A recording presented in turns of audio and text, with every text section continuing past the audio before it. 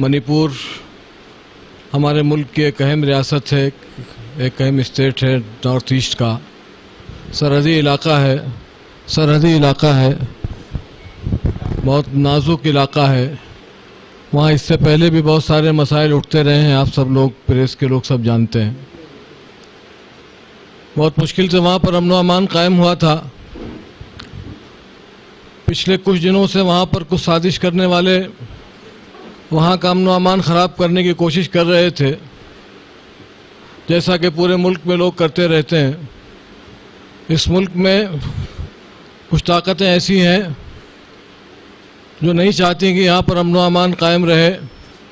उनका ये सोचना है कि यहाँ पर एक ही तहज़ीब के लोग, एक ही रंग के लोग रहें।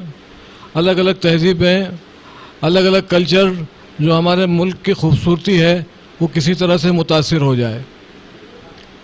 मणिपुर, जैसा कि हम सब जानते हैं, वहाँ पर हमारे ईसाई बिरादरान, क्रिश्चियन भाई बहुत बड़ी तादाद में रहते हैं। तो उनके हुकूक को छीनने की साजिश है। जो वहाँ ट्राइबल्स हैं, कबायली हैं, उनके हुकूक को छीनने की साजिश है, और ये बहुत अरसे से हो रही है। पिछले कुछ दिनों से इसमें तेज़ी आई। हम सब जानते हैं बड़े पैमाने पर मारकाट हुई। अभी डोल्फी भाई ने बताया कि तकरीबन 60 मौतें हो चुकी हैं, लेकिन अभी ये कंफर्म नहीं है, इससे ज़्यादा भी हो सकती हैं। जितने बड़े पैमाने पर वहाँ फसाद हुआ है, कत्ल गारत गिरी हुई है, ये तादाद उससे कहीं ज़्यादा भी हो सकती है। इसके अलावा करोड़ों अरबों रुपए की मालियत ख़राब हुई, लोगों के मकान जले, जंगल, खेत, खलिहान जले, और इबादत गाहों को जलाया गया। जैसे कि बताया गया, 100 चर्चेस को जला दिया गया। दूसरी इबादत गाहें, दूसरे कमज़ोर तबकात के जो लोग हैं, वो उनका जो नुकसान हुआ होगा वो उसके अलावा है।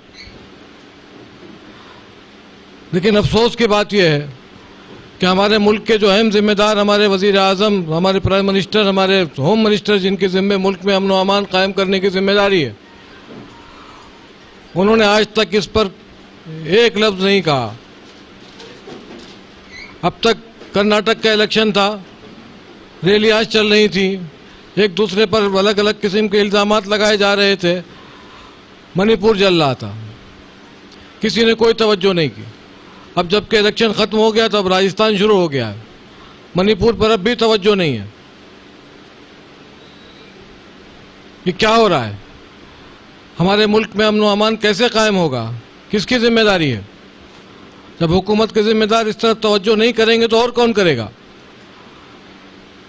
हम इसकी भरपूर मजम्मत करते हैं, हुकूमत के इस तरह के अमल की। हम मुतालबा करते हैं, डिमांड करते हैं हुकूमत से कि वहाँ पर फ़ौरन अमन व अमान कायम किया जाए।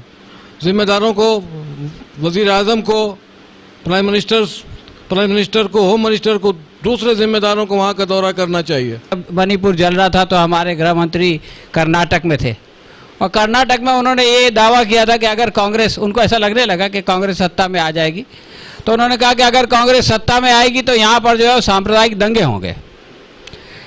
सोचने वाली बात यह है कि यानी बीजेपी अगर उसमें रहेगी सत्ता में तो सांप्रदायिक दंगे नहीं होंगे, और उसके फ़ौरन बाद जो है वो मणिपुर में डबल इंजन सरकार ने दंगे देखे। एक बात और मैं याद दिलाना चाहता हूँ कि बीजेपी के लिए दंगा जो है वो कोई बुरी बात नहीं है, वो असल में वोट जमा करने की एक मशीन है। इसीलिए गुजरात में उन्होंने कहा था कि हमने जो है वो 20 साल पहले एक सबक सिखाया, और उसके बाद फिर उन्होंने जितने लोग दंगे में जिनके ऊपर जुर्म साबित हो गया था उनको 15 अगस्त को छोड़ा, और अभी भी जो नए फैसले आ रहे हैं गुजरात हाई कोर्ट के, उसमें उन तमाम लोगों को जिनको के पूरी उम्र कैद की सज़ा हुई थी उनको छोड़ा जा रहा है। तो ये लोग लोगों से दंगे करवाते हैं और फिर उनको जो है वो सरकार के संरक्षण में छोड़ते हैं। इसी वजह से नए नए जगहों पर दंगे होते हैं, इसलिए कि दंगा करने वालों को मालूम है कि ये सरकार हमारा कुछ नहीं बिगाड़ेगी, ये सरकार हमको सज़ा नहीं देगी। अगर लोगों को दिखाने के लिए जेल में भेजा भी गया तो कुछ दिनों के बाद हमको जो है वो तमाम सबूतों को छुड़ा के जो है वो छोड़ दिया जाएगा। तो जब तक कि ऐसे लोग सत्ता में रहेंगे उस वक्त तक दंगे नहीं रुकेंगे, उस वक्त तक इनोसेंट लोगों का खून बहना नहीं रुकेगा, उस वक्त तक लोगों को जो है वो इस तरह के कैंप्स में नहीं जाना पड़ेगा जिसके बारे में ये कहा गया कि वो कंसंट्रेशन कैंप जैसी सिचुएशन है। तो अगर हम चाहते हैं कि हम जो है हमारा खून ना बहे, हमारे घर नहीं जले, हमारी इबादत गाहें जो है वो महफूज रहें, तो हमको जो है इन लोगों के बारे में सोचना पड़ेगा। और अगर हमने नहीं सोचा तो कल उनकी और आज उनकी और कल हमारी बारी आएगी। लेकिन अरुणाचल प्रदेश हो या मणिपुर हो या असम हो या ये 7 सिस्टर्स जो है, ये यहाँ पे बहुत बड़े पैमाने पे जमीन के अंदर और जमीन के ऊपर बहुत बड़ी संपत्ति है जिसकी खोज पिछले 30 साल में भारत सरकार ने की है। ये एक हिडन सीक्रेट है।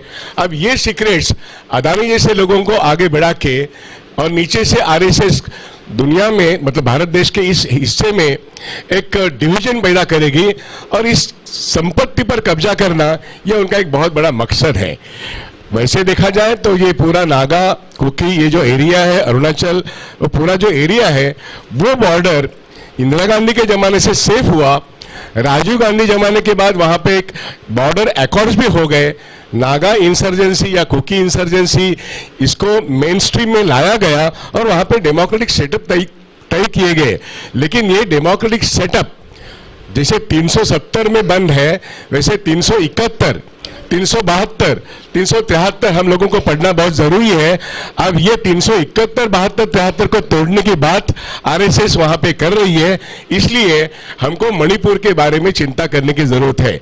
जमीन के अंदर की संपत्ति, जमीन के ऊपर की संपत्ति अपने कब्जे में करने का ये जो आरएसएस का थ्रू अदानी जो एक कॉन्स्पिरेसी है, ये कॉन्स्पिरेसी थ्योरी जब तक हम सब लोग इस बंबई, महाराष्ट्र, दिल्ली, मद्रास, कलकत्ता में नहीं जानेंगे, और अभी डॉक्टर सलीम खान ने जो कहा केंद्र की सत्ता जो है वो जब तक यहां से हिलेगी नहीं तब तक एथनिक कम्युनिटी हो, माइनॉरिटी कम्युनिटी हो, चाहे वो मुस्लिम हो, चाहे वो क्रिश्चियन हो, चाहे बौद्ध हो, उनका खून बहते रहेगा।